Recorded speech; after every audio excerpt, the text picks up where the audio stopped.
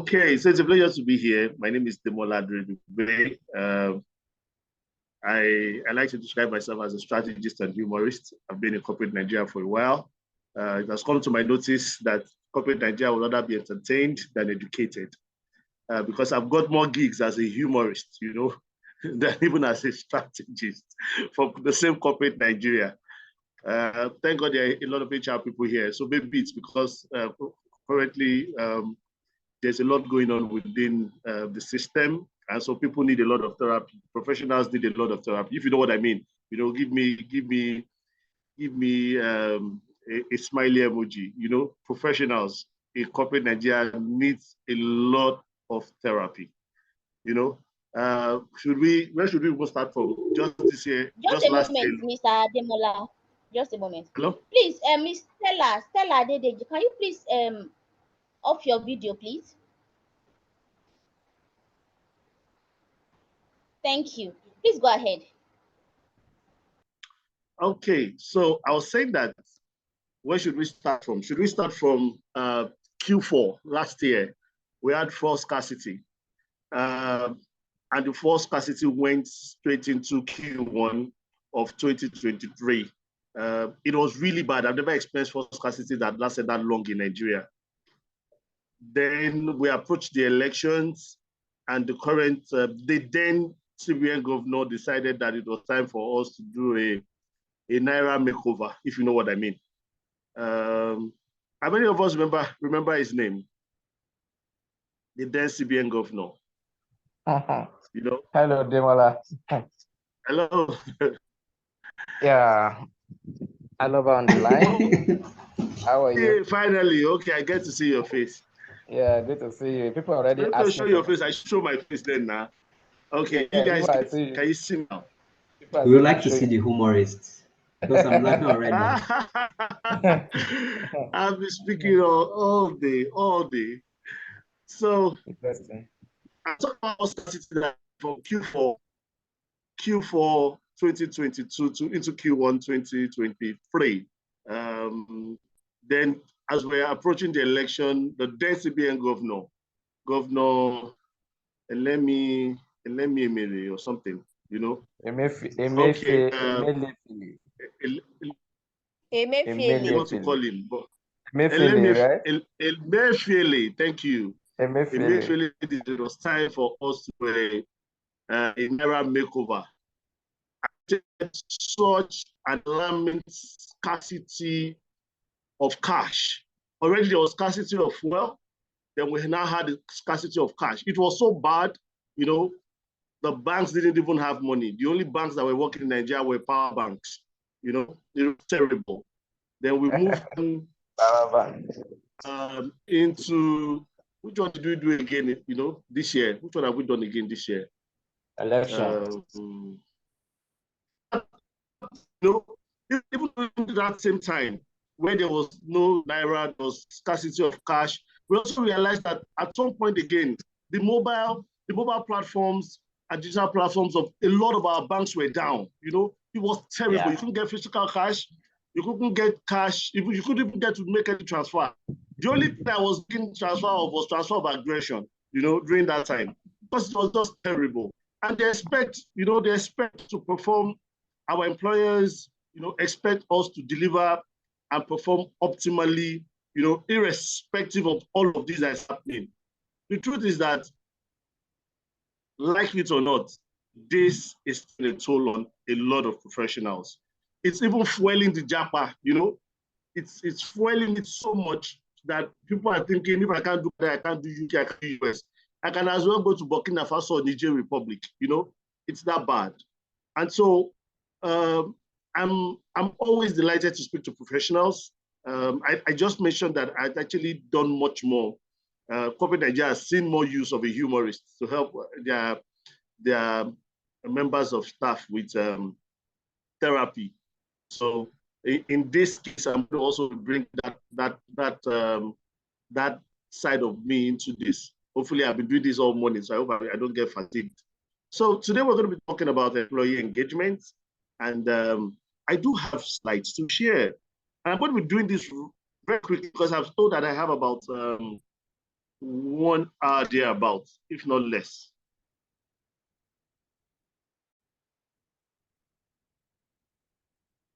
Can you see my slides? Yes, we can. Okay, awesome. Yes, we can. So, please, Mora, already you know the name. Kindly off your video, please. So already you know the name. You know what I do. So I work as a consulting. Lala Consulting has been privileged to work with all of these brands and much more. So at least one of the top 3 brands in every of the economy. We've been privileged to work to do some work with them, you know. And today, finally, I get to grace the platform of Team Software Lover. My delight to be here, absolutely delight to be here. So inside me now, I'm feeling like one of the thought leaders now. This is me. Okay, anyways, so Lala Consulting is a strategy innovation education consulting firm. You can check out we probably have, if I do say so myself, we probably not the best website in our space. I think we probably have one of the best checkouts where we've done quite a lot of work, and it's a pleasure to be here. What we basically do is we disrupt business as usual. So even in my conversation for today, I'm going to go from the usual into the unusual. Even in discussing about employee engagement, I'll start off from the known, then I'll get into the unknown. So please, I would be much obliged if for some few minutes when I'm in the known, you'll be very comfortable. But when I get into the unknown, the disruptive part of what it is that we offer at Lala Consulting, please, I also want you to be flexible enough and malleable enough to take it the conversation.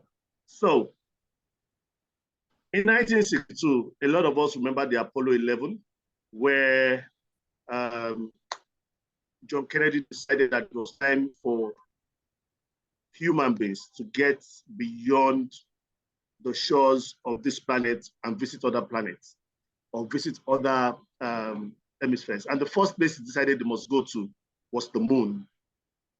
And the agency that was in charge of that was NASA.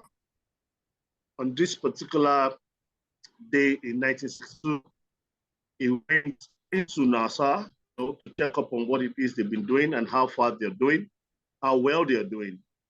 And while in NASA, he met a janitor. A janitor basically means a cleaner. A cleaner. A cleaner is even higher than an office assistant, you know what I mean? And he asked him a question. He asked the janitor, "What do you do at NASA?" And that man's answer, surprised John F. Kennedy to the point where he did make mention of it in his speech. And the man's response was this: "I'm helping to put a man on the moon." A cleaner, saying that his responsibility of wiping floors, sweeping, cleaning, was beyond description, added, immense value to the strategic intent behind the start of NASA. A janitor says, "I am helping to put a man on." The truth about it is that he could have said that I am working to make a living. It wouldn't be wrong, yes or no. If he says I'm working to make a living, it wouldn't be wrong at all. It would probably could have also said that I am also trying to make ends meet to take care of my family. He also wouldn't be wrong, if he had said that. However, he attached what he was doing to the strategic intent of the business. And this is just a mere cleaner. So he's going to be a prime example of an employee that was indeed engaged with the ideals and the ideas of his organization. Because I'm sure that amongst us here right now, if you probably have a downline, a driver, a house help, a nanny, you know, or somebody that does anything with you, but not necessarily someone that makes, someone that you delegate the things that you rather don't waste your time with, and doesn't add up to the critical goal. If they ask them what it is working in your organization or working on your team, it will be interesting to note that we know that a lot of them would answer like this.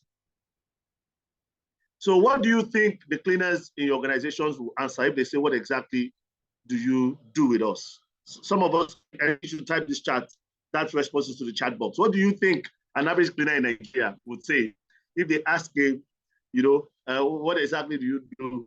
One of the things you can say is that man will survive. You know, what other thing do you think? What other things do you think an average cleaner in Nigeria would say if you ask him, what exactly do you do for your organization? You know, or why are you in your organization?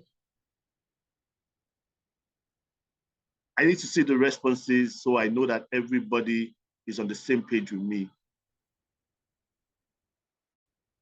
How do you think an average cleaner in Nigeria will respond to the question, what are you doing with your organization? How do you think they will respond? This is what I can find to do. Thank you, Susan. I'm a cleaner. They rather say I'm a cleaner. Yes, I'm a cleaner. Basically, that's it. That is it. But do you know what, guys? Do you know that it is very possible that you actually even have people in middle management and senior management that also think that what they basically do in that organization is just their job description and not in alignment with the strategic intent or the goal for that organization, probably for that quarter or for that year. Do you guys agree with me? Do you guys agree with me that there are quite a number of people that are even in middle management, you know, lower management, middle management, and probably senior management that also think what they do is basically their job description? Oh, thank you, Suzanne. Thank you. So now that we have started with that story of the janitor, I think it gives us an idea of what it is that employee engagement is. And employee engagement is basically the degree of an employee's positive or negative attachment to their employing organization. And this attachment affects in a profound way their willingness to perform. This attachment influences their willingness, please underline the word will, you know, to perform. So, and why is engaging an employee very important? You know, it's really important. Important because there are three major things that we need members of our team, you know, to be on the same page with us on. One, it's what they say. What they say. Do they constantly speak positive and reinforcing stuff about your organization? Or they are the ones that are, because there are three levels to this. There's one, there's the engaged employee, there is the not engaged employee, then there's the actively disengaged employee. You know, while the engaged employee take personal pride working in the organization, you know, they're advocates and ambassadors of your brand. I'll give you a case in point. My wife was in the banking sector for 10 years, you know, and she was in the operations space. You know, it is, and it was not just her. Everybody that I met, you know, that worked in that organization, maybe especially in the operations space, worked there because it was basically a means to an end. And it was a vibe that they had, they didn't want to fall short of it. But none of them would ever advise that any of their friends or family members should pick up a job within that industry or within that their organization. And so it meant that, yes, they were working, they were serving the organization, but they were not in any way, you know, advocates or ambassadors of that firm. Now, it's also important that we realize that engaged employees also stay. Now, when I mean stay, it doesn't mean that they will stay forever. No, but it means that whenever they decide to move, whatever the poaching organization must be bringing to the table must be so much more. Because even if they leave, they still say good things about the organization that they left, you know? Meanwhile, you will realize that if people always look forward to exiting, in fact, they basically spend, they've dedicated 40% of their time at work to, you know, to be on LinkedIn, to check out for new opportunities, then believe me, they are not engaged. And so the last one, the people and members of staff that are engaged would strive, you know, to exert extra effort to ensure that they contribute to the business success. And by this, I mean that you won't just see them, because yes, people can increase performance, but not necessarily increase productivity. But these ones will go the extra mile, you know, to probably work overtime to ensure that, you know, the goals are achieved. Whilst a lot of people might think, okay, within my organization, we don't have too many people that are disengaged based on what it is I have just, you know, based on the three S's I just put up there. However, just imagine that engaged staffs are cheerleaders, disengaged staff are vampires. Do you know that the #1 job of a vampire is to bite other people so that they also become vampires? And if one is not careful, it's like a cancer of some sort, like a bag of agbalumo.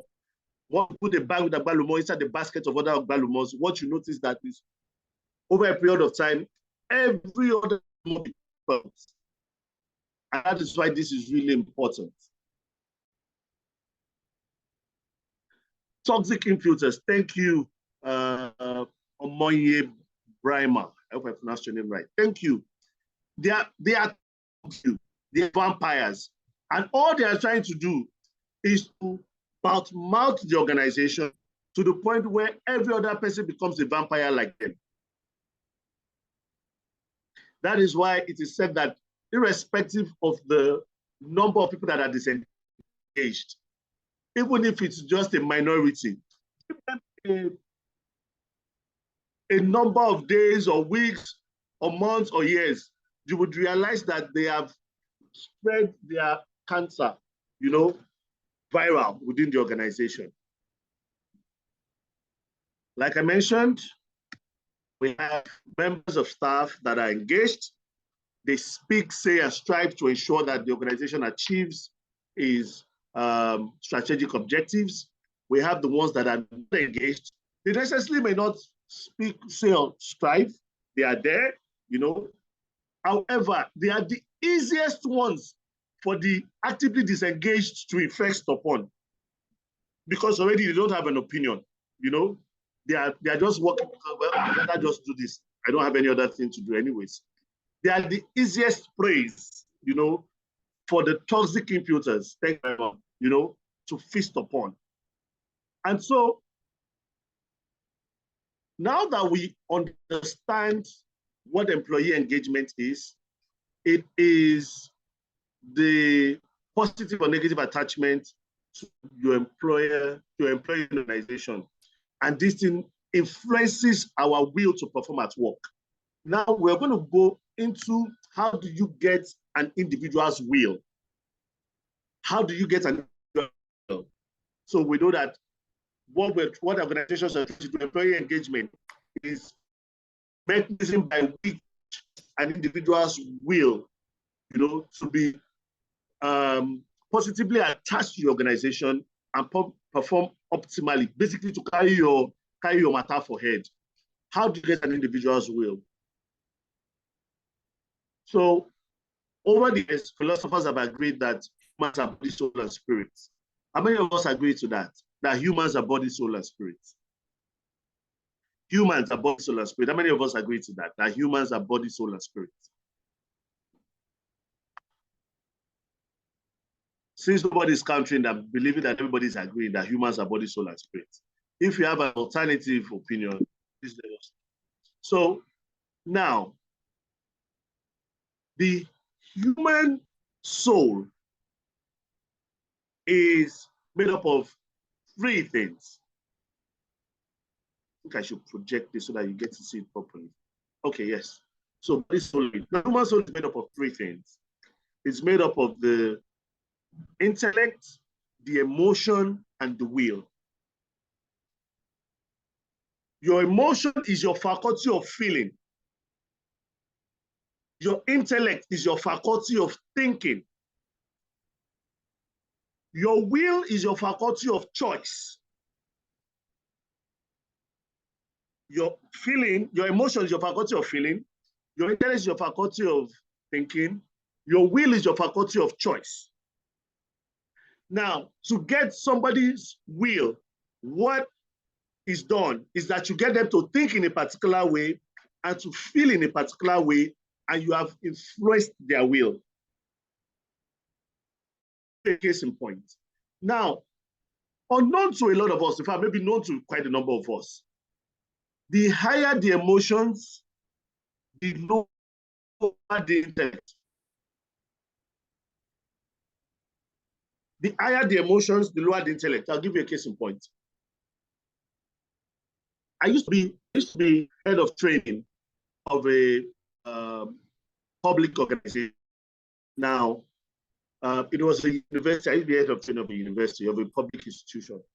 Now, there was a project that was the best graduate student of a set. And she was, super focused on that. However, she was in a relationship with a guy. The guy was also super sound, and also, but the guy was not in the first class. He was on the 2-1. But she felt she was so focused that she felt that the guy was not in the first class. He would distract her from, eventually coming out with her. And she had about 3 more semesters to go. And so she didn't want anything to affect her CGPA. So she decided to break up that relationship with that guy. Now, after a few weeks, she had informed me, but after a few weeks, she met me on the corridor and said that she had actually met someone that she believed that God had destined for her. That she finally met the bone of her bone and the flesh of her flesh.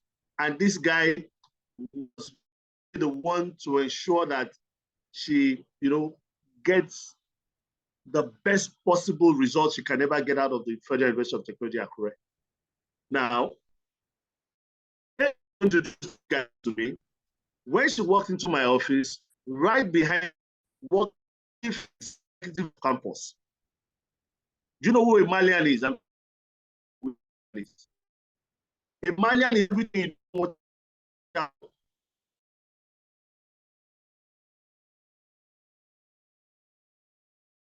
Every time you're disciplinary committee in campus for something not being done properly by students, this guy was always the ringleader. That was how I knew him. He was the ringleader of every misdemeanor, on campus. So when this guy walked into my office, I assumed he was coming to my office for something else. But you know what's funny? When she went to my office, she did like that guy that is very popular on TikTok and Instagram, like, here is he. I'm like, in my mind, I'm like, what? Where is who? Can never be this guy. It can never be Dom. That's not his name, but I'm giving him that name. It can never be Dom. You can never be telling me that, because you know what? This this lady had a CGPA of 5.0. I'm saying you don't have a CGPA of 0.5. So I'm thinking to myself, how did they meet? How? How did they meet? How? How did they meet? You know, and she told me something. You know, so the guy, so her name was Timmy. Timmy, how did you meet him? I was like, how? And she said that for a while that guy has been on her case. He's been trying to, get her to date him, but she has not obliged him, But on this particular day, they met somewhere, and that day she was feeling bad because when she broke with her ex, it went really sour, Their relationship went really sour. So she was really upset and she was looking for someone to speak to. And that day she was just on her own, and they met up and they got talking, and she spoke a lot about how they are, what happened between herself and her ex, and now it has become such a strained friendship, And that when she got back to her hostel, that he just sent her a message, and that it was that message that convinced her, that this guy was obviously the one for her, And so I inquired of, to see the message that he just sent to her, to know what magic he had, he had rotted. And so she gave me her phone, and I'll never forget. I would never ever forget.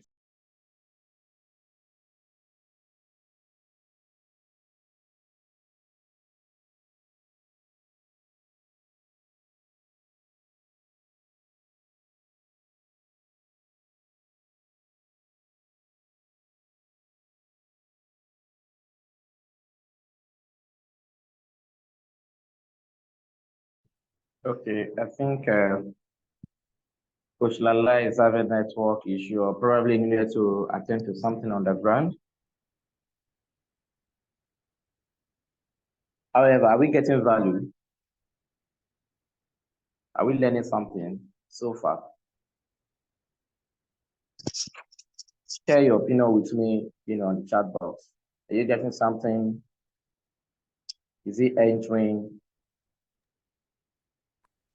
Absolutely. Sure. Yeah, he's back. He's back. I think he's trying to unmute himself. Okay, interesting.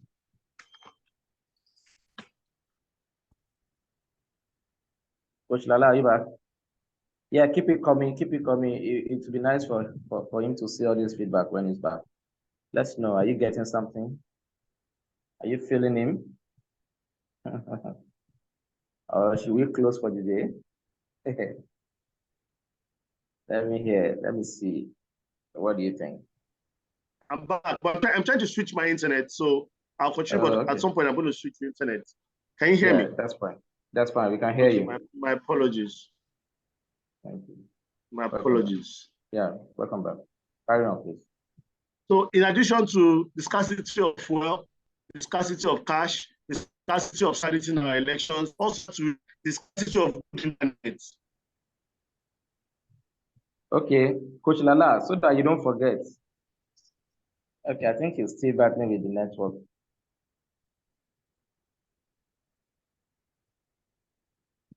Don't worry, we continue for where he stopped. I know you guys like this, right? So you have to finish that story he's telling us. You can remember the story. Okay, Coach Lala, you there? Yes, I'm here. Can you hear me? Okay, yes, we can hear you. That story you started, please finish it. Oh, okay. So yeah, you got to the part where the guy that came to my office was the chief executive Malian of campus, right? Yeah, where he showed you the message. Where she showed me the SMS. Thank you. Phone, yes. So the SMS on her phone read, Temi, which was the name. I know you must be tired because you keep running across my mind. I realize your ex left a bad taste, but babe, I'm toothpaste, it's a new face. Wow. What a line. And it was on top of this SMS that Temi said, she had met the love of her life. I will never forget that message. So this shows that the higher the emotions, the lower the intellect. The higher emotions, the lower the intellect. And I said that to say this. You know, I mentioned that disengaged employees are, you know, vampires. Someone said they are toxic, you know. Now, toxic people are not thinking logically. They are thinking basically with their emotions. Now, once negative emotions sets in, no matter the level of logic, you know, you're trying to use to convince them, they are set on their emotions. We're talking about this because to get the will of an employee, of an individual, of professionals, of any human, you have to get them to think in a particular way and to feel in a particular way. You have to get them to think in a particular way and to feel in a particular way. And in that way, you will be able to get them, you know, to choose in alignment with what it is you want. So an average human being is in need of a number of things. But however, when it comes to a professional, you know that we are body, soul, and spirit, that the spirit is divided into emotions, intellect, and will. For each of these things, the employee needs for his body to exist, because his physical self, he has to exist. He needs his intellect to grow. You know, he needs to know that he's gainfully employed, not just because he can survive, but because he knows he wants to thrive, you know. He needs his emotions to connect deeply with solid ideas, solid people, you know, a solid network and a solid community. And he needs his spirit, you know, to find meaning. This is what average employee needs. This is an now. This is cable, so I'm sure fiber should be better. Okay, so so I've said that. Okay, yes, so we're here. I've said that for a lot of organizations, they are more focused on, you know, catering to one aspect of the human need and not the other. And so, so for instance, I mentioned that some organizations believe that once I give you a competitive-based pay, you know, you're fine. Not realizing that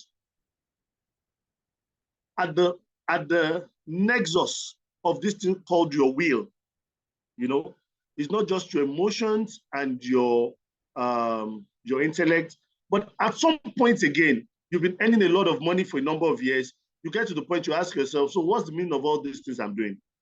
So that's why you get to see that some people, you know, after a number of years of working in probably a very big organization, making a lot of money, they're not finding any form of meaning in what it is they're doing anymore.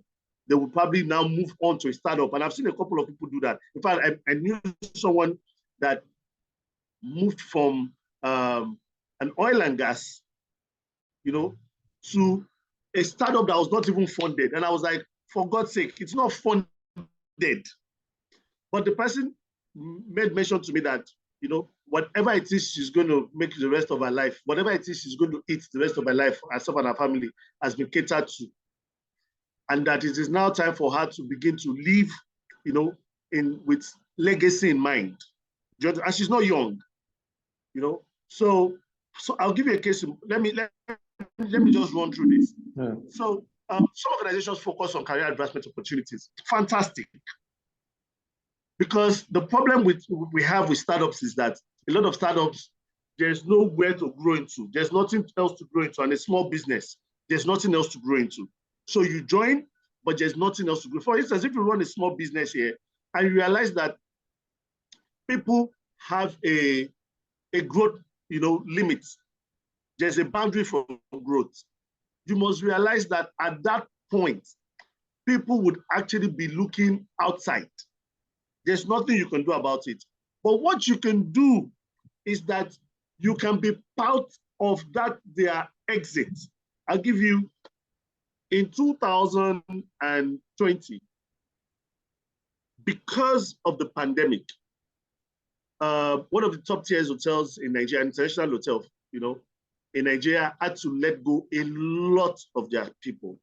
Now, it wasn't because these people did anything bad, it was because the pandemic affected the hospitality business so much, they had to let people go.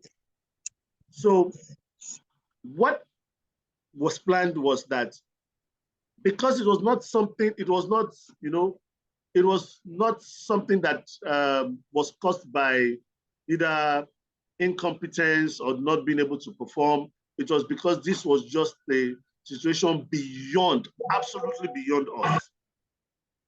Let's do an exit management. After an exit interview, we did an exit management process for them. So we realized that because of some of them had been in the hospitality space for quite a while, and the pandemic had hit them so much. Some of them said, hell no, they were not going back to hospitality. They wanted to transit into another career entirely. And some said they wanted to transit into business, And so the organization had to come up with an innovative way of training these people into the next phase of their life. And because remember, say, stay, and strive. If for some reason people cannot stay, always realize that it is not because they are disgruntled with the organizations, because yes, life happens. But ensure that when they are leaving, you ensure that the door is properly closed, so they keep on saying a lot of good things about you. Because what we all need to spend less on advertising if we have people out there that talk about our brands like advocates. And they are not even members of staff of that organization. They attract not just the best talents to us, they also attract business to us. And so we did something called the exit management, for that international hotel. And let me tell you how I also got a revelation from there. That was where I also got a revelation. I said revelation, sounded like church. So invited like somebody from, like it gives some insight from insight, that. yes, thank you. Yeah. Thank you.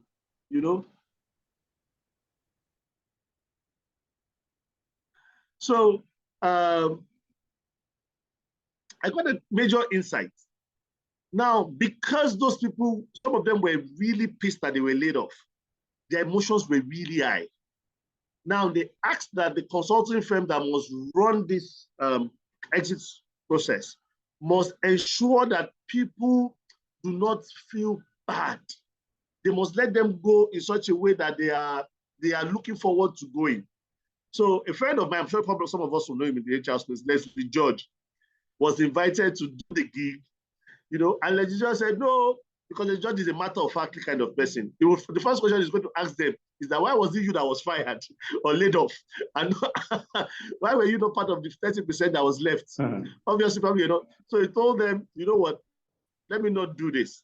Let me ask that my friend Demola, handles that that training, exit management training for them. So I did something for the people that were transiting into business, because I had transited from paid employment into business. And so they invited representative from the HQ. The hotel is part of the Sheraton Group, Sheraton International Group. So they invited people from the HQ, Oyinbos, Caucasians, to come and sit in class, to come and witness, what was going on, because they were really concerned. They didn't want people to burn down the hotel. Emotions were really high. So after the training, the Caucasian, gave me a feedback that she really liked the way I engaged them, and that do I know that I make a fantastic business humorist. I never heard the word business humorist. I heard business. I've heard humorist, but I never heard the word business humorist put together. And she made me an offer, because they are laid off all over Nigeria. And so let's just assume I went there to collect maybe 400,000. She now made me the offer in dollars. Wow. And the offer in dollars was like ×4 or ×5 of the amount I came there to collect. That will I be willing to serve as a business humorist and manage the entire transition of all the staffs in each of their locations all over Nigeria. Meanwhile, when she first said business humorist, I was thinking in my mind, what's business humorist? I don't know what's business humorist. What does it mean? What does it mean rather? When she mentioned of the amount, and I just did a rough calculation in my head, and I realized that, I just turned back, look at her, I said, Madam, I'm Nigeria's #1 business humorist. There's no other business humorist. No kidding. That is how the word business humorist was added to my title.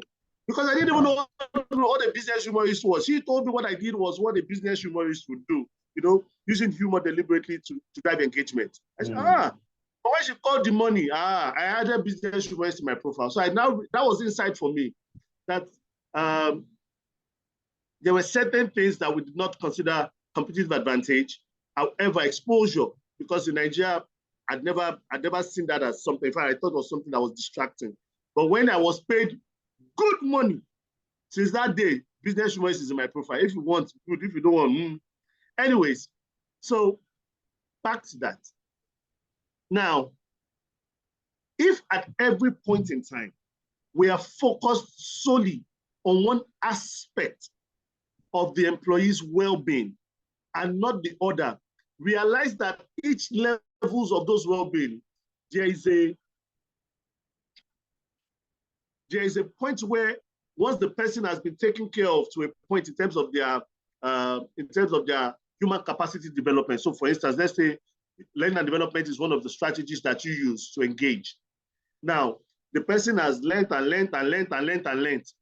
but I've grown, but I don't have the opportunity, to use this learning and development in this organization, because the organization is not giving me a platform to deploy this learning and development, this growth that they've enabled.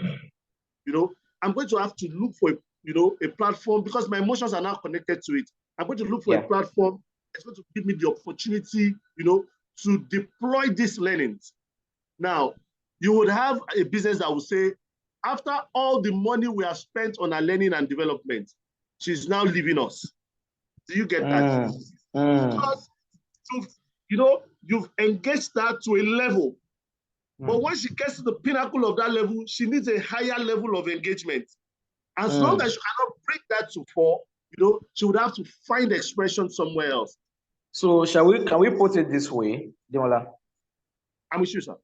That learning and development in an organization should give room for expansion for the business. So that in that way, you know how this thing is done in the church, right? As we're just talking now, it just occurred to me. You see, that's why they have branches everywhere. What happened? They raise leaders. Sir, flesh and blood did not reveal this to you. You will make heaven. Because the next point of call, I've told you I'm going from known to unknown. When I'm done with these conversations now, I'm now going to go into how engagement is done in the religious setting. That's why I said, you just make do with this one. Because when I go into religion, I'm going to shout out some of our no organization in the world engages, its people like religion. None.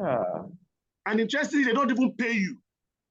But you say so much about them, you evangelize. You're not even evangelizing your whether the prophet or the Messiah. You're evangelizing your church. People should come to your church. Almost as if people don't go to your church or go to your particular place of worship. Religion is not for them. Wow. You understand? And people actually stay. Have you seen that once people are part of one particular religious body, it's very difficult for you to uproot them. Yeah. It's very difficult to uproot them. Yeah. Then they strive so much to ensure that the religion or the community, the religious community, thrive. They even put their money.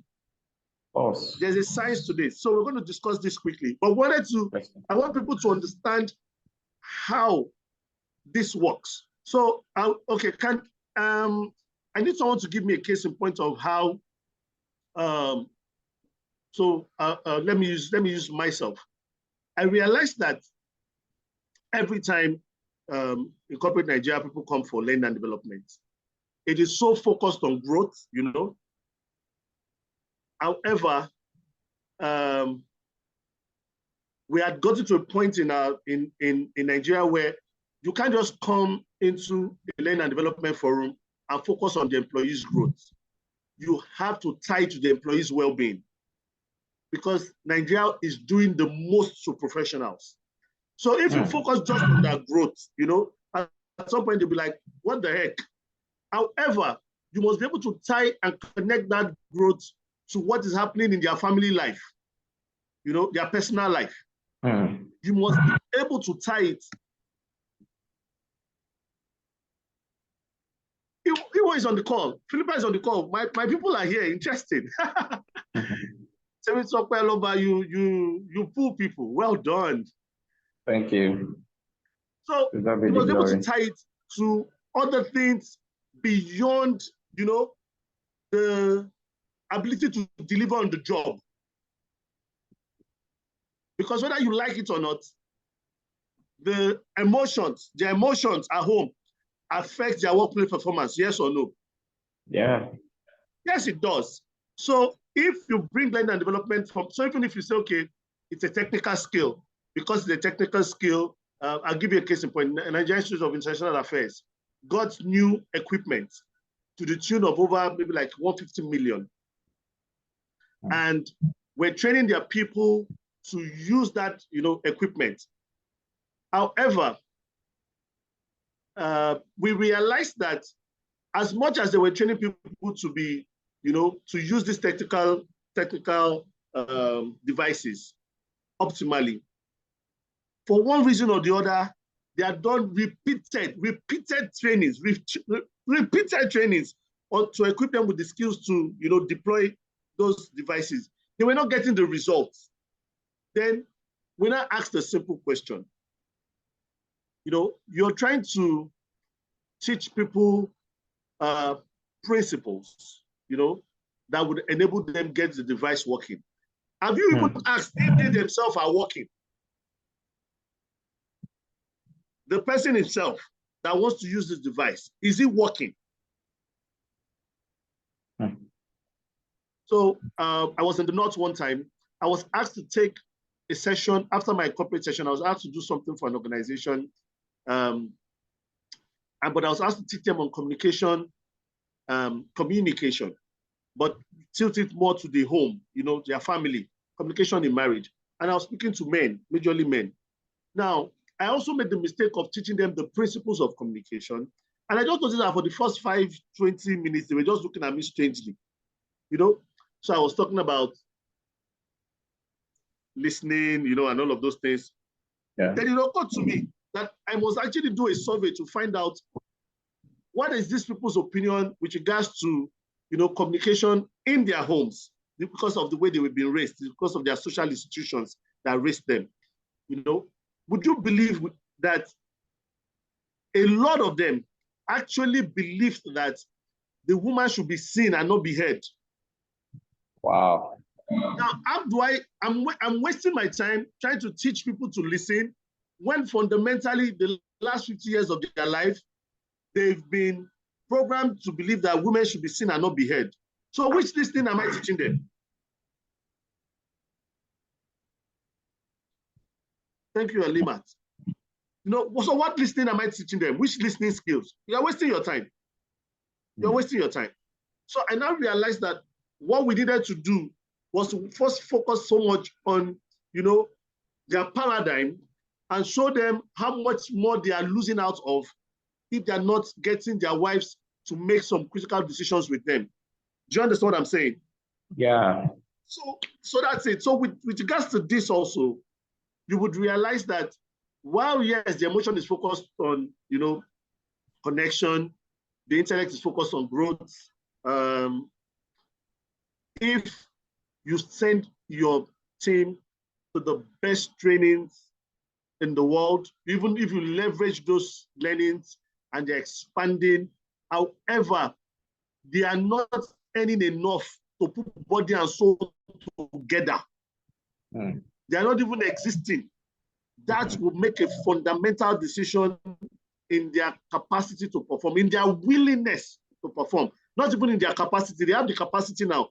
but they are not willing to perform because they are not earning commensurate, you know, with the amount of knowledge and work they are deploying.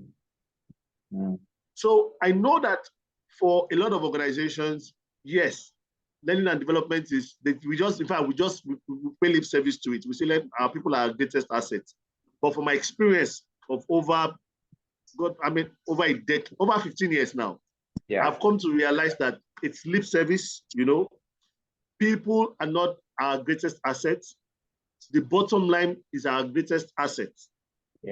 However, as you go into, because we've worked with Nigerian businesses, we work with international businesses, you know, you realize that for those international businesses, they put premium. And when I say premium, they put premium on engagement that focuses on the holistic well-being of their members of staff. So concept like work-life balance, we pay lip service to it. Nigerian businesses pay lip service to it, you know. But as HR professionals, we must, as a matter of urgency, begin to find global best practices that engages your team, not just in terms of engaging their head, you know, which is their intellect. You're also engaging their heart, which is their emotions, and you're also engaging their hands.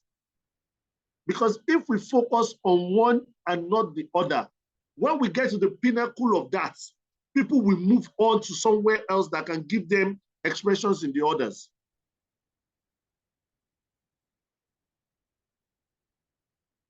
Yes, thank you. So people will move on to where so I tell people, what's the difference between a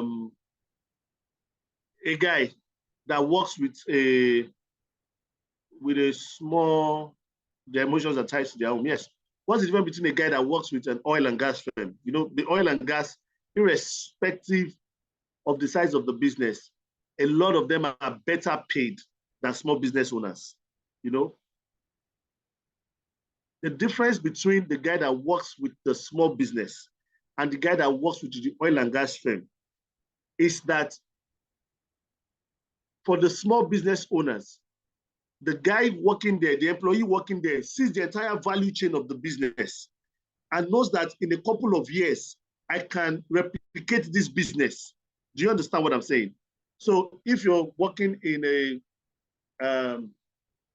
a garment manufacturing company, for instance, that does about 100 million every year, well, that's still small business anyways, although some people think it's a big business, it's a small business, you know.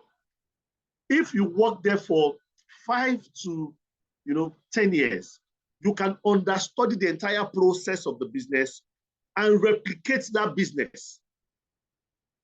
Now, the person that works in an oil and gas business can never replicate that business. It will take him, even after working for 10, 20 years, it would need such a huge investment to replicate that business. But you know what the problem is? For the small business owners that have people that work with them for 5 to 10 years, you now want them to sign a non-disclosure, there's this document that they sign, that once you leave our business, you should not go and start our kind of business. Excuse me, what do you want him to start? Not compete. What do you want him to start? If someone learns carpentry, do you want him to go and start fashion designing? So I think that one of the ways we must also look at it, especially if we are HR for small business owners, we must look at it from the position of that, because people say, yes, why you are creating your competition. You are saying you are creating your competition, and I ask them, the Igbo boys that start businesses and take people underneath them and settle them, what does Igbo boys start? What do they start? Don't they start businesses like the one they lent and the ones they are going to settle them for? Now, what happens is this. For the Igbo man, he's building So you see them saying, I'm going to my, make I go my second shop. How many of you know that most of them don't have second shop? You know, they don't have second shop. There's no second shop anywhere. They are going to either their, their colleague shop, their gas shop, But however, in corporate Nigeria, we are going to give people, no second shop. Thank you. No second shop anywhere. We are giving people documents to sign that incapacitates them for the future. And like I said, our goal is, and why we think that we understand business, the truth is that those Igbo boys understand business way better than us. We must begin to look at how they run their businesses, and because what they are doing is that when the guy is leaving, they are setting him up in such a way that he would not be needing them again. But when we work in small organizations in this part of the world, your mentality is that you can never be independent. Do you understand what I mean? So if people work in oil and gas, work in Fortune 500 organizations, work in telcos, excuse me, work in some big organizations, they know that they have some good reward system. They have a pensions plan that would ensure that, in fact, before some of them leave the organization, after working 30 years, they build 3 or 4 houses that ensures that they have recurrent income. But somebody is working in a small business that is not even catering to his existence, and you're not able to paint a picture of something that will be better.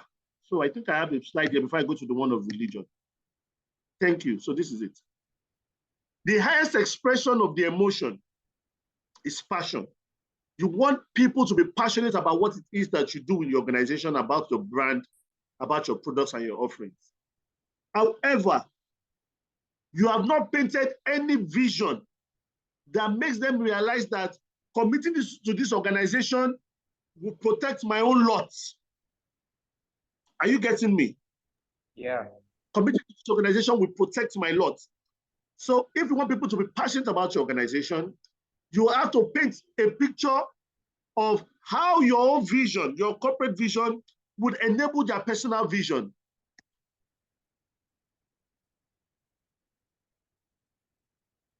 Thank you. I like the feedbacks. Thank you so much. You have to create in your vision, you must find their own vision inside of it. Because otherwise, once you have not catered to the person's vision, the person cannot be passionate about yours. So in creating engagement, we must create engagements that would ensure that the holistic well-being of that individual member of staff is catered to.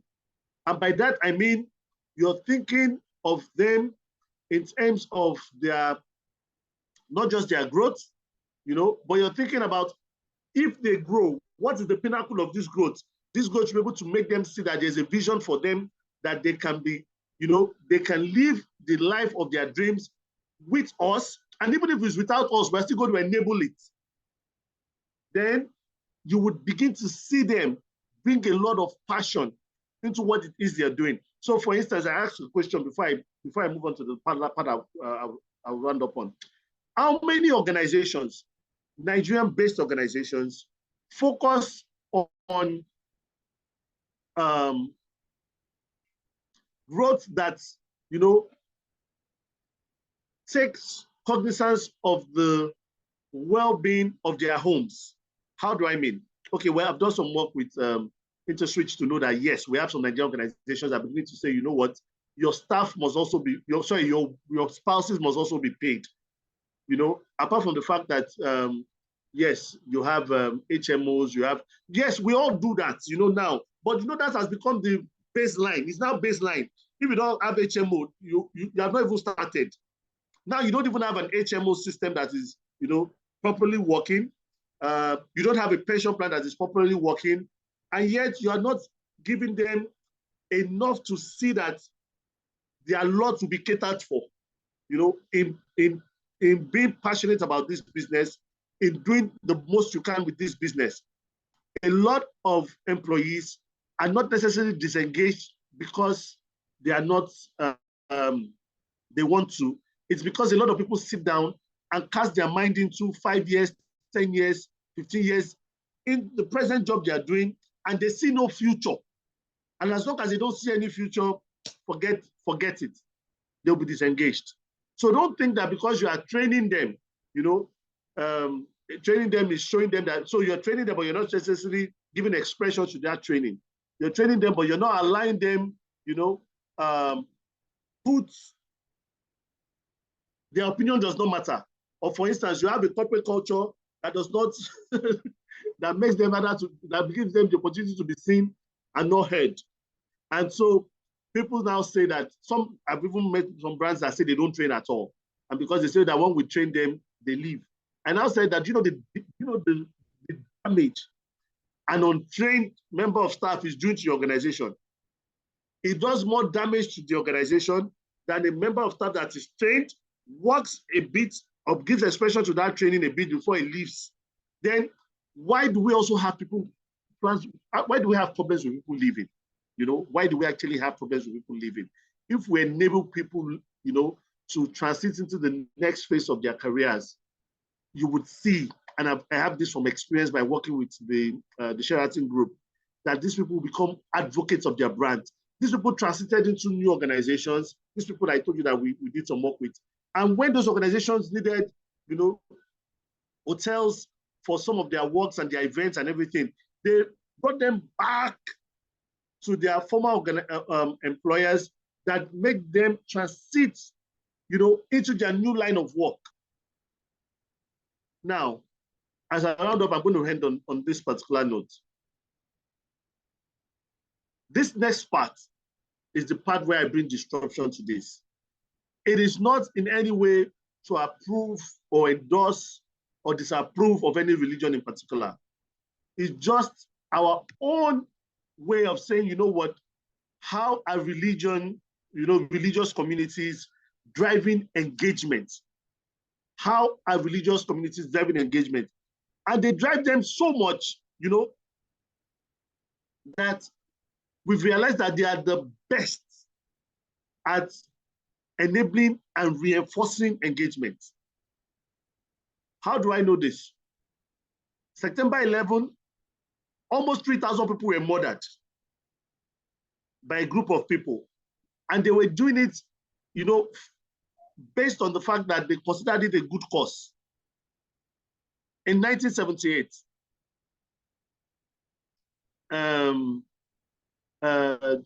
Jesse Jones also murdered, in the name of, you know, in the name of religion, murdered over 900 people. Sorry, he didn't murder them, sorry. He gave them cyanide and they all took it in the name of religion. And these people took it willingly. They were so engaged that they took it willingly, you know. The Buddhists, well, there are so many. Now, I want you to look at these pictures. These people are members of a religious community here in Nigeria. They wear their cloak on them, you know.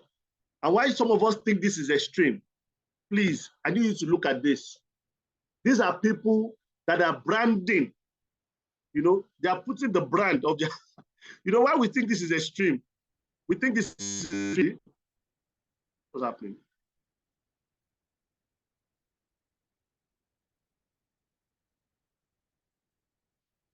Can you hear me?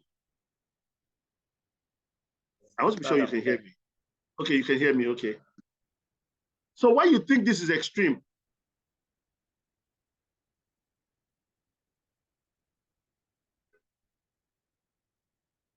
Okay, awesome. Why you think this is extreme? You know,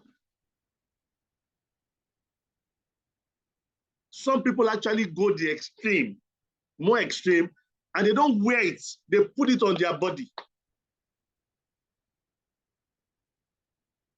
They go the extreme of branding these organizations they're engaged with on their body, from Microsoft to IKEA to Nike to Google to Ford. Do you know of any organization in Nigeria that has a tattoo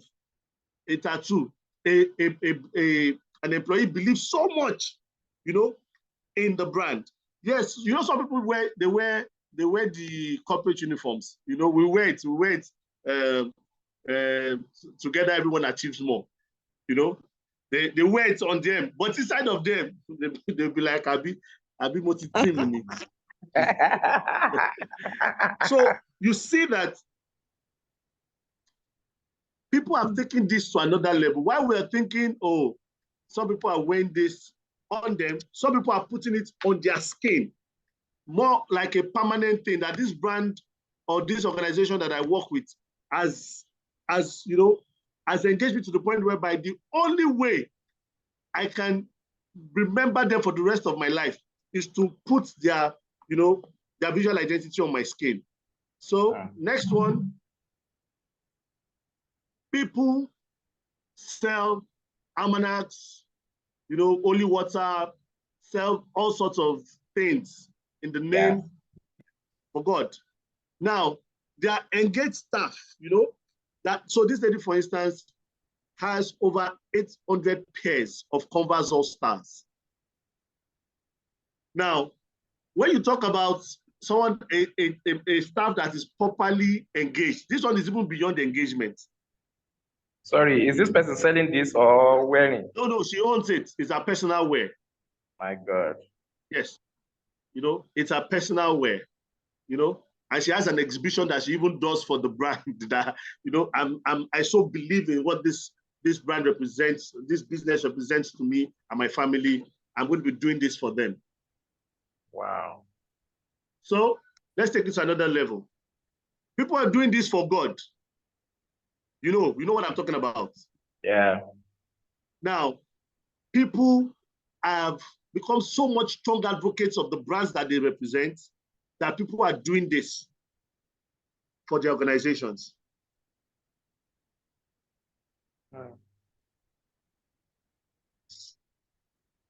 The members of the organization they have so advocated the brand that people wait, and I'm sure in the same way, Apple also has people like this, footfalls.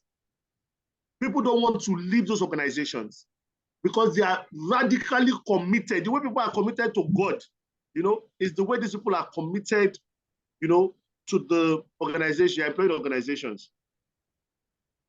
Now, let's take this. So there are quite a number of similarities between engaging, in the corporate space, engaging in the spiritual space. So let's go into that quickly. So, characteristics of an engaging religious community. One, and I hope you guys can see these slides.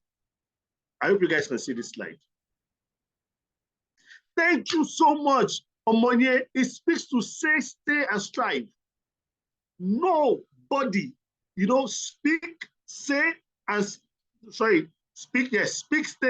strive like members of a religious community. None. I'm sure there are people on this call right now.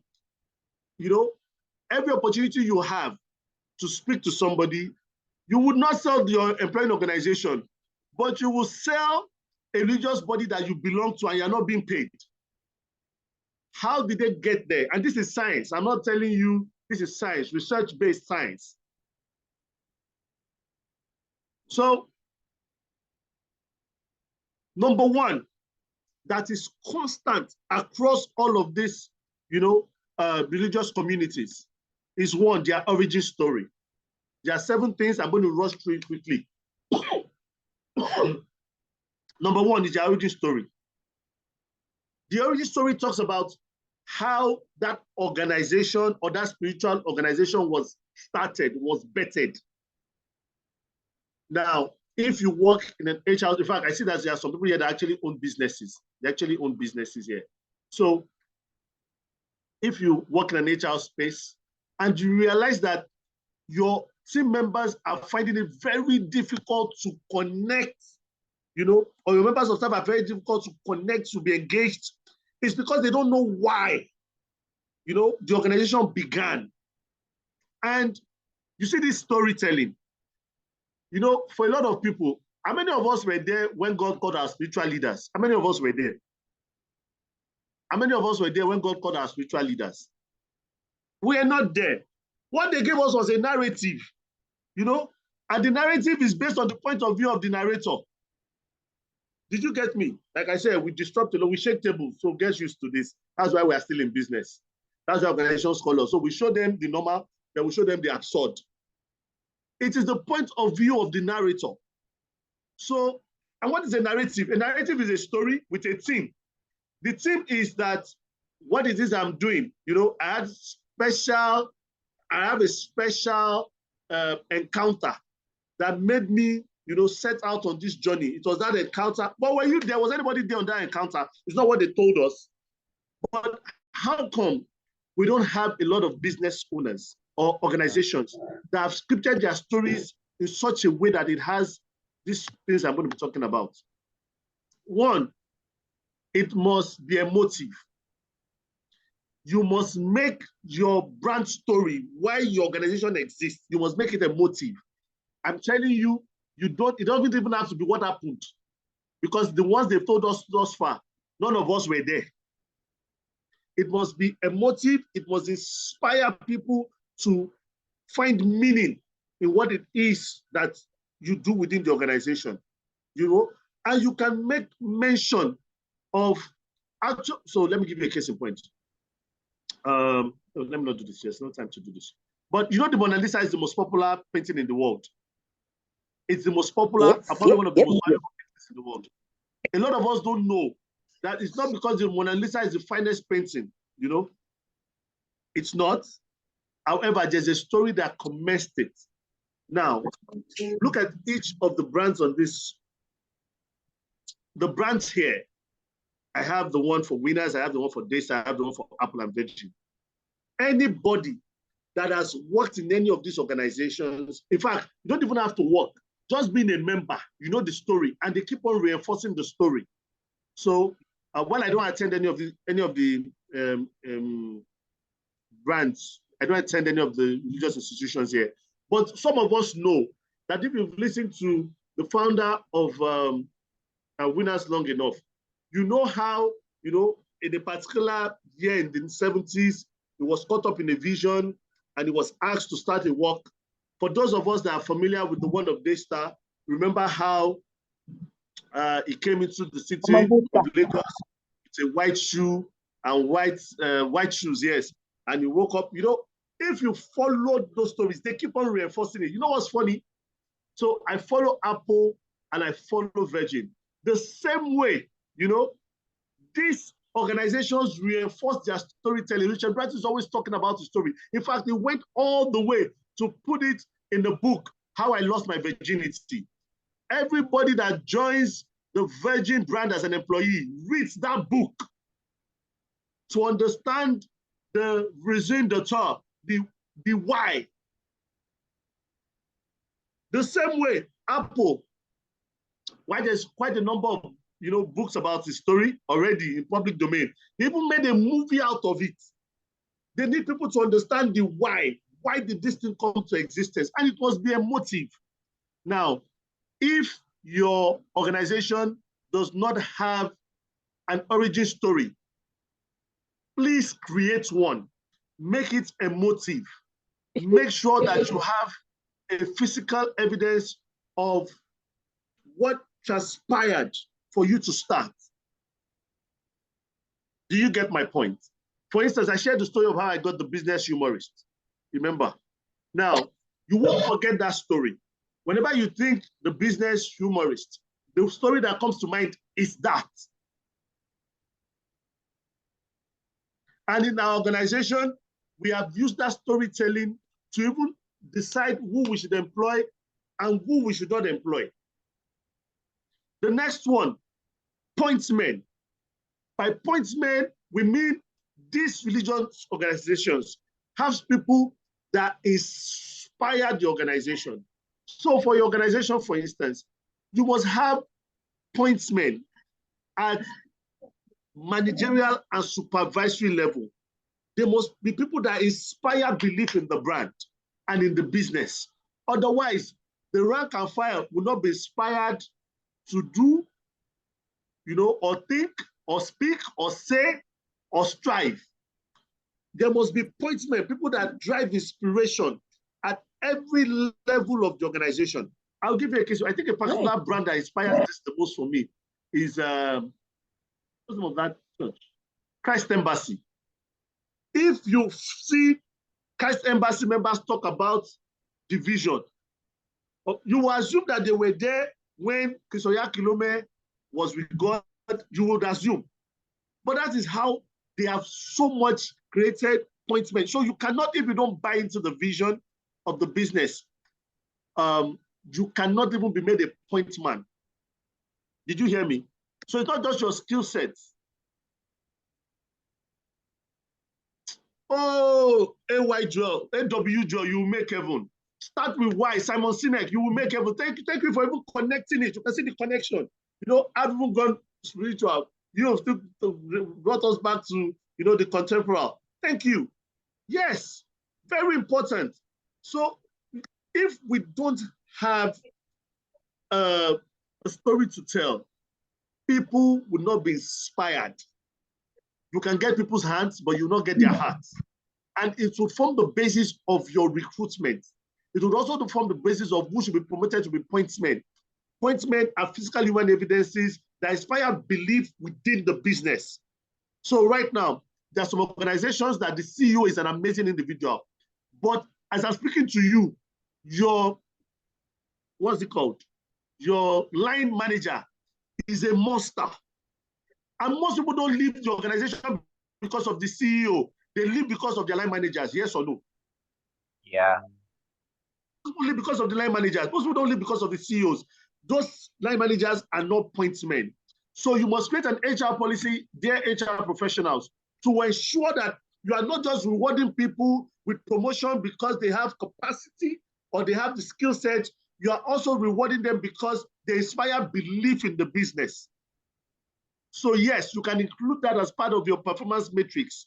How much does this person inspire belief in the system? And how do you know? How do they speak about the business? What are they saying? Are they the ones that will say, we don't even know what they are doing? And he's a line manager, he's a supervisor. He must always have the back of the business. Do you know that in spiritual organizations, even if the set man is misbehaving, the managers are always supporting him, yes or no? How many of us agree to that? And let me say one. You know, till today, while I don't know what happened between the senior pastor of Christ Embassy and his spouse, but you will never find any of them make reference to it as if there was a mistake on the part of, never. Yes or no? I'm sure you guys know what I'm talking about. That is the level of loyalty. The level of loyalty to the cause. Yes or no? They don't even discuss it. Thank you. It's not even subject for discussion. Now, what are you trying to say? That you can't. It's not even a subject of discussion. Thank you so much for aligning with this. So we have to find pointsmen. You are not promoting people because they are good. See, nothing is as bad as having a manager that backbites, that is toxic, that is the one running down, the business and the brand, and is the worst kind of, what do you call them? Vampire. So please ensure that we are putting pointsmen. Now, next one. Your business must have a worldview. What I mean by worldview is this. You are not just in business because, okay, there's profit to be made in that business, fine. You must be in business because there is a unique value proposition on how you see that industry and how you see that market. And that is what you sell to your members of staff. Because until you have a particular perspective on how you see that industry, you are just going to be one of the players in that industry. So for instance, we know that the iPhone plays in the device space. However, the iPhone brand is seen as a brand that enables and inspires innovation. So they are not telling you we are making phones. No. You know, thank you for AW John mentioning, going back to start the why. They are telling you we believe that everybody is capable of making and betting change, you know, and we provide the devices that enable people, you know, innovate. While some other people are saying our devices are better, they are faster, they are this. No, they are saying, you know what, be different, innovate. You know, our devices give you that opportunity to do that. Now, do you realize that in terms of functional benefits between me and you, the Android devices, a lot of them are way better than the Apple devices in terms of functional benefits? Yes or no? Functional benefits. I'm an iPhone person, don't get me wrong, but in terms of functional benefits, when you have an Android, you can connect easily with anybody. But when you have an iPhone, it's only people that use iPhone that you can do stuff with. However, they are telling you think different. Even you, but the fact that everybody is open source, and now you are closer, you still be feeling yourself that we are different. Now, that is how you must make people feel about what it is that you do within the organization. So, Reverend Sam Adeyemi, which is the senior pastor of you know, Daystar, is not saying that he's not trying to. I don't think in his church they don't do success. Sorry, they don't do miracles. They don't do this. They don't do healing, deliverance. They don't do that. While other churches are focused on that, they are saying, you know what? If you want to succeed biblically and you want to lead in your sphere, come to us. But if you want to go to the places you want to go for deliverance, what God cannot do does not exist, no problem. But for us here, if you want to succeed and you want to lead in your sphere, come to us. Now, Nike does not sell shoes. You are breaking tables. Can you hear me? I'm breaking tables. Yes, like I told you, that's why we are in business. They call us to disrupt. So we have done the normal. Now we're doing the. I hope you're getting value from this. Let's even be sure. I'm sure they are. Please, can you drop your comment? Are you getting value? Please drop a comment. I hope you're getting value from this. And if you run a business of your own, this is really important. Yeah. You know, this is very, very important.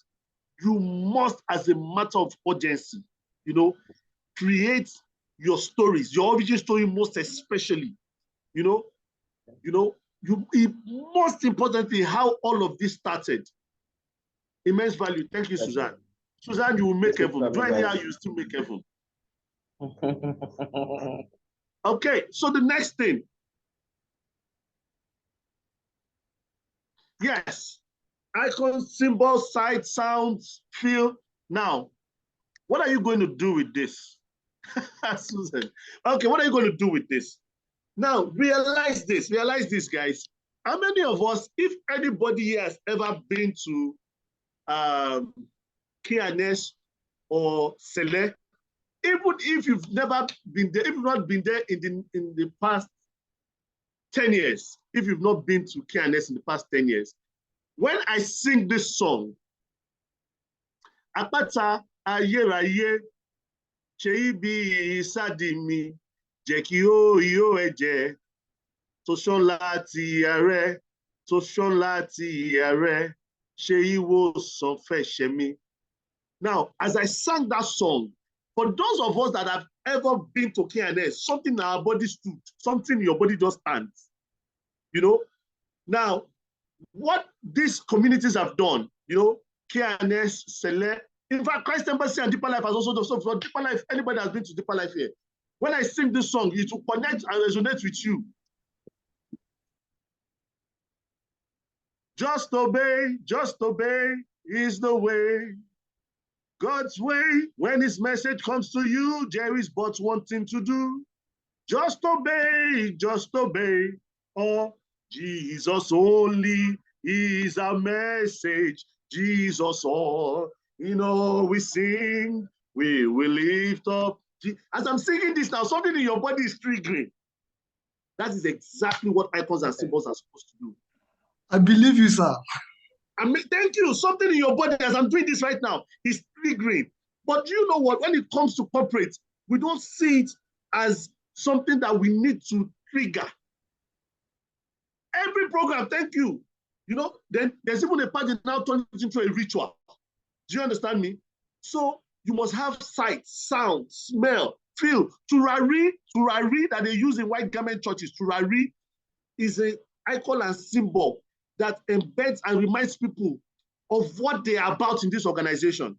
So when I tell people that are members of an organization, you know, that you have something that reminds you, or for those of us that, you know, went to FGCs, you know that when they sing your old student association song, there's a way it does you in your body.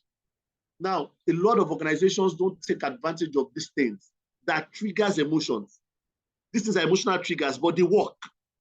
Once it triggers your emotions, you're able to think in a particular way. And for some reason, even when you've left that space, you are still very fascinated about how your experiences were, you know, when you were there. In fact, you can't leave. You are still with them somehow in spirit. Somehow you can't even leave them. You can't leave them. I tell people, because they've embedded those things deep within you. Yeah. You cannot leave them deep within the fiber of your being. And they've done it so many times. You know, they've sang those songs. So I'm sure there's one they sing in Sele. I'm trying to remember that song. Any Celestial person. There's a particular song. It has Luli in the chorus. You know, because we've done a lot of it's research based. What we're talking about is research based. I didn't attend any of these places, but it's research based and it is consistent. They use it deliberately. You know, even our musicians use it. A musician will be singing in it, but once they just realize that you have a celeb background, they will begin to sing it. Now, which other one? Rituals. Now you take these things, these icons and symbols, and you turn them into rituals. You take these icons and symbols, you turn them into rituals that you use regularly. So, for instance, there are some people that, you know, they used to have quarterly retreats and hangouts, you know, but for some strange reason, they just stopped it. They felt the budget was too much. The budget was too much. Now, they didn't realize that that had become a ritual that members of the team look forward to, you know, every quarter. So even if the budget is much, instead of stopping it totally, you can reduce the budget, but ensure that the particular things that people did in those. So for instance, I'll give you a case in point. Do you know that for those of us that went to, if we go to a Christian spiritual center, there are particular events that are rituals. You know, for instance, they have, this is what they used to call this. So this is what they do every year. Okay, what does winners call it? This is what they do every year. That people come from everywhere. Shiloh, right? Shiloh. Shiloh. Thank you, sir. You make heaven. Shiloh. They do it every year. Shiloh. It's a ritual. If you've been a winners member and you've not attended, you're not a winners member. So in the same way, Deeper Life has the Easter retreats. Yes, they have the Easter retreats. In the same way, Sele have harvest that they do. In the same way, now they have Monday Bible study in Deeper Life. They have Thursday revival hour, and they have Sunday worship service. Now, those events are rituals, and they are practiced consistently. You know, then some churches also have, what do you call it? This hymn that they do. This is what do you call it? Christmas carol. Christmas carol. That is a ritual. You know. Now, some churches have chants that they do. Some churches have dance steps. You know. Now, as much as now, corporate Nigeria, a lot of people in corporate Nigeria, when they say that they practice, they'll say, no, it's not part of our corporate culture. Unfortunately, people don't realize that there's a brand that the name of the business, Federal Express, that's the name. Federal Express, the dispatch company, the logistics company, was named Federal Express. They realized that the team, the members of the organization, love to call it FedEx. It was not registered as FedEx. But the members of the organization, because the Federal Express was too much, started to use FedEx, even in their corporate communications. Did you hear me? In their corporate communications, while somebody was shouting, don't do that. This is not in consonance with what it is that we represent.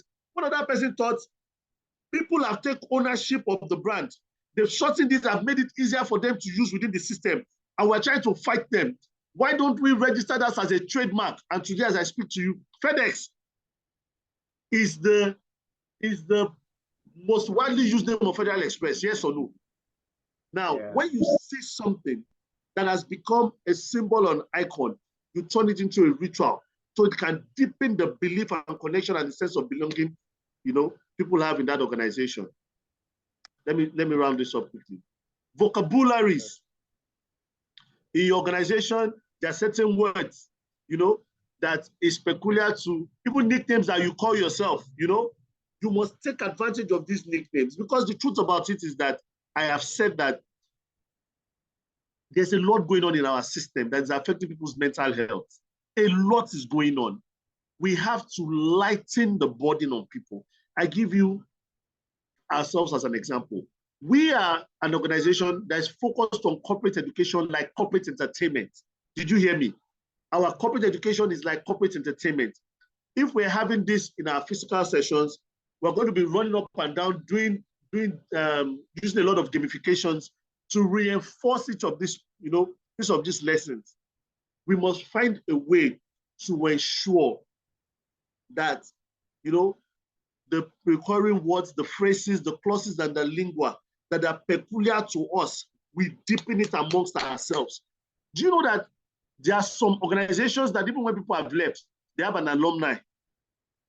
Companies like KPMG have an alumni, that people have left, but they have a way that they've worked so much with each other that Bain & Company, thank you, Bain & Company, they have an alumni. They have an alumni.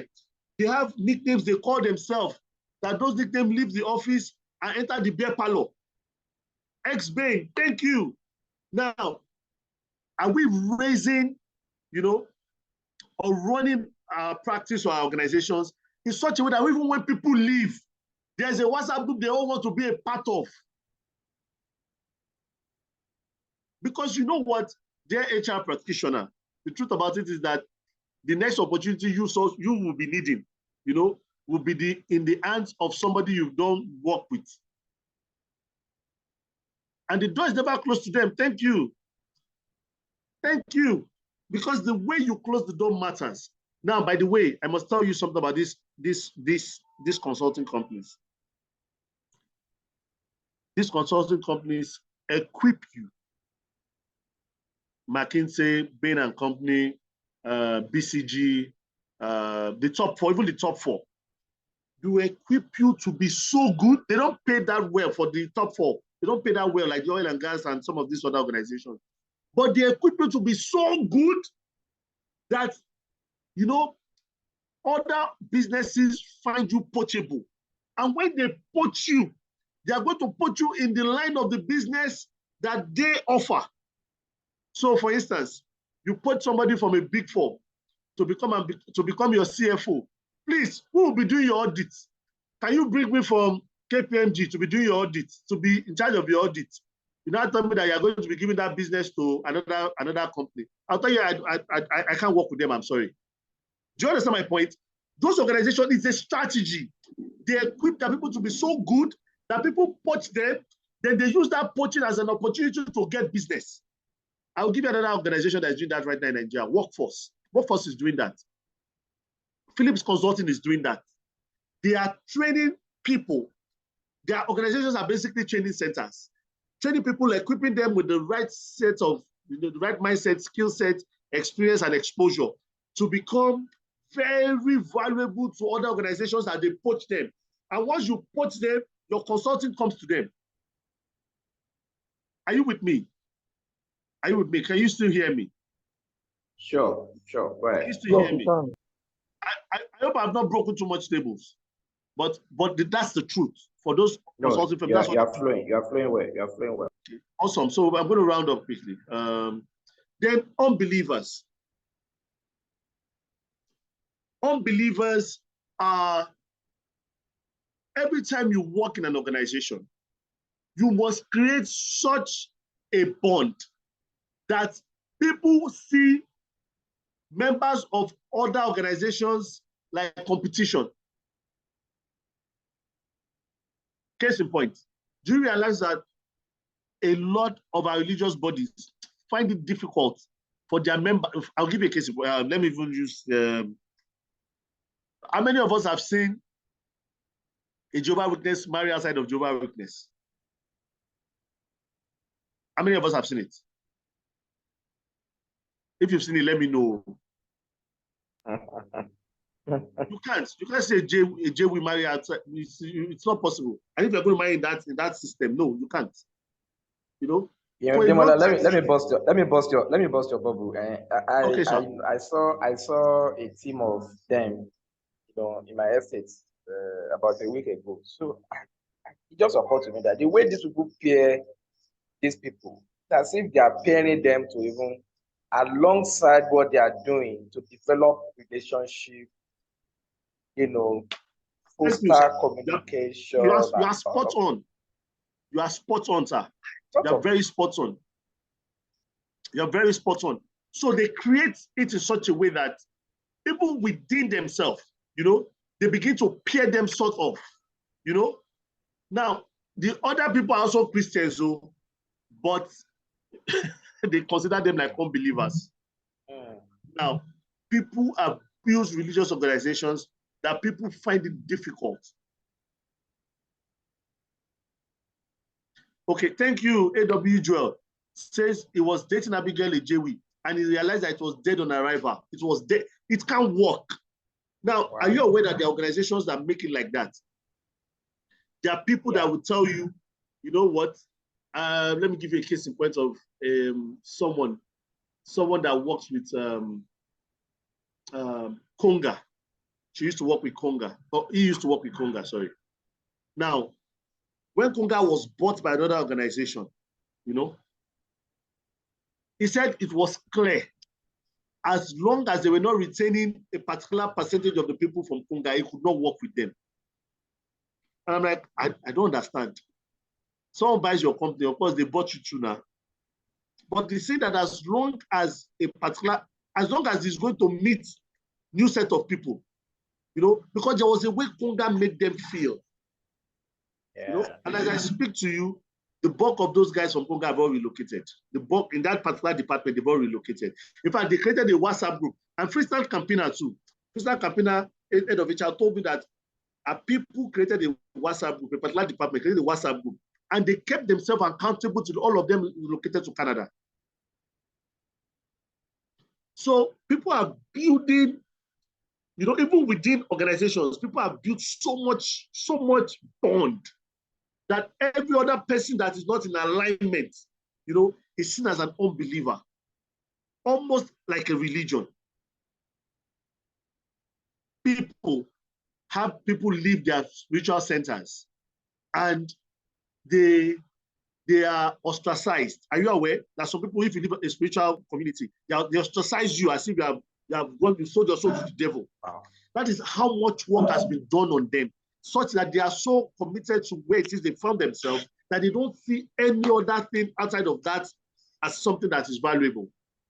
Now, as I've mentioned these things,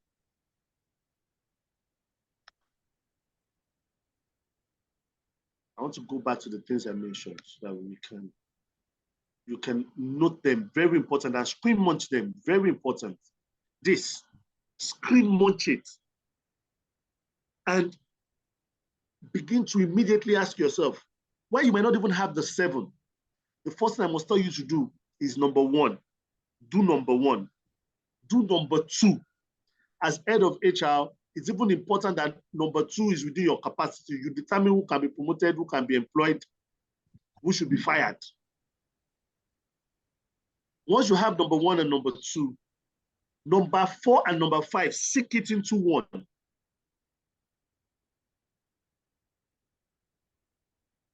And you would notice that the level of commitment people begin to give to any course that you're running any course that you're running. And what I mean by course, any course, I mean it can be a product, it can be a business, it can be a social service, or people will just galvanize towards it and be so much engaged that they are willing to give their time, they are willing to give their talents, and they're even willing to give their treasures towards it. I hope that with these few words of mine, I've been able to convince you and not confuse you that while it is good for us to do the known for engagement, it's also good to do the unknown, which is some of the things I've just mentioned here. Thank you so much. That's my time. Wow. Interesting. Interesting. Can we give a round of applause? A very loud, if possible, a standing ovation. Thank you. Our guest speaker today, Coach Lala. It's been so fantastic. This is absolutely wonderful. Yeah, thank you. Thank you, everyone. All right, so please start sending your question. Admin, do we have anything to do before we start filling out the question? Please start sending your questions. Please, I want you to take advantage of this session. Ask as many questions as you can. I will be having issue connecting to your employees. I have a question. We're going to round up in the next 10 minutes max. Okay. I know that we've kept you. Probably some of you left the office, enter a cab, enter your car, driving. This is such an insightful session, actually. It's nice to work out of it. How do I ensure that employees who work remotely are engaged? That's from Odun Ayo. Okay. All right. How do I ensure that employees who work remotely are engaged? Okay. That's a major one. Because the truth about it is that while I don't know their line of work, especially their tech people, you know that for tech people, an average tech person now has maybe three, 4 jobs. Which that's the truth. Especially if they are back end or front end, or they have quite a number of magic that they wrought. However, I think one of the major things we must always learn to do is that we must learn to touch base as head of HR or an HR strategic HR partner within the organization. It's very important that you touch base with these people. And what I mean by touch base, there's a relationship with the organization. There's a relationship with you. Do you get me? Yeah. There's a relationship with the organization. There's a relationship with you. Now, if for one reason or the other, you're focused much more on the relationship with the organization, the truth is that you would not get so much. You would not, as an HR person, realize an HR person is like a shepherd. And your members of staff are like your sheep. You are responsible for the sheep. Although it's a brand that's brought all of you together, you must ensure that you learn to touch base with them, first and foremost, personally. Because I asked that, the emotional, intellect, physical, and spiritual, I asked that you ask yourself and do a survey, which one is your organization serving, and more tilted towards? And which one is your organization missing out on? Because the truth about it, like I said, is that most organizations are tilted more to one and not to the other. So it is your responsibility to ask them. I know that we are serving you in terms of maybe your physical well-being, because yes, it's your physical well-being that will say that don't come to the office every day, the stress, and of course, the financial implication on your part is going to be a lot. But in what other way can we make the work easier for you? In which other way can we make the work a lot easier for you? I know that, what's the name of this company? trying to remember the name.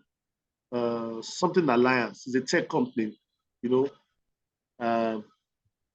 in the bid to ensure that everybody doesn't have an excuse for not being able to work from home properly. They actually did inverter. Did you hear me? Inverter. Okay. The inverter that can ensure that their laptops and their internet are powered per time, you know. And when you are done with our work, you can use inverter for any other thing, you know. And that was someone that noticed that one of their, the head of HR had a conversation with somebody. I realized that one of their team members is a tech company, so that a lot of them are tech people, was having major issues with electricity in their neighborhood. They've not had lights, if their transformer blew or something. Now, if you don't go, you know, one-on-one into finding out why have you not been able to deliver on your work, why is something happening, and you just assume that for one reason or the other, the person is not able to, you know, perform because he's being idle or something, that conversation would not have made the person realize that there's a major lacuna in terms of their energy supply. So please, by all means, if you have people working from home, you have more reasons to touch base. If you have, because you know this thing that touch and do, you see people high five, it's not cool then. You know, whether you like it or not, it's engagement. Oh, we don't think it's engagement. You don't think it's engagement until people have not seen themselves for like 3 months. Then you ask people to come to the office, maybe for a get together, and you see the energy that is created when people hug and when people high five and when people, you know, see themselves. At the end of which, when people are working, you know, remotely, please, it's necessary. You touch base personally. We're serving you already in this area and this area and this area. In what areas again can we serve you? You know, in the areas of their physical, emotional, intellectual, and sometimes, you know, spiritual. Because for instance, I know that during COVID, a lot of people ask themselves really deep questions. During COVID, people ask themselves really deep questions. What am I doing? Why am I doing it? How is this work affecting my family? How is it going to affect my future? Is this a path to wealth? You know, people ask them, COVID gave people enough, you know, time to ask a lot of questions. What I want you to do as head of HR is to, you know, make them realize that you are asking those questions on their behalf. You know, is this company in a path to wealth for you? How is this company, you know, the work you do with us are impacting you on your family? And I don't want you to send it as an email. I want you to have a conversation with people. Please have a conversation with them. That is one way, you know, of touching base. I hope that helps. Interesting. Thank you. Okay, any other question? If there's a challenge with HR also are unable to balance being the people's advocate and company representative. How can this be corrected? That's from Susan. So I can't hear you properly. I'm struggling. Okay, can you hear me now? Yes, way better. There is a challenge who are unable to balance being the people's advocate and company representative. How can this be corrected? Okay, there's a challenge. Being the people's advocate and company's representative. How can this be corrected? So there was a time in schools where people used to, in departments, there used to be, what's it called, IRPM, maybe? Industrial relations. HR used to be called industrial relations and personnel management. There was a time like, I think there was a time like that. Yes, there was. Yes. Okay. So there was a lot of focus on industrial relations. Then there was a major focus on industrial relations, asking people to serve as mediators. So yes, as HR, you're a mediator. Now, it is a complex balance. You know, it's a complex balance. However, I say HR people should be like pendulums, because there are certain times you will swing this way, and there are certain times you will swing this way. Why do I say that? Because the corporation requires the people requires the corporation. However, they want you to serve as the mediator whenever there are rifts. But if you don't advise, the corporates that once in a while, you tell your corporate, you tell your management, once in a while, you would have to, bend.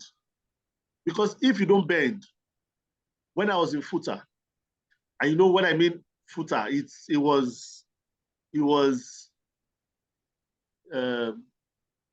we don't negotiate, we negotiate with strike. That's how we negotiate. That's how we negotiate. Public service negotiates with strike. Because you know what is funny? Even if we strike for 2 years, government will still pay that money. Yeah. Yes, government always pays public service.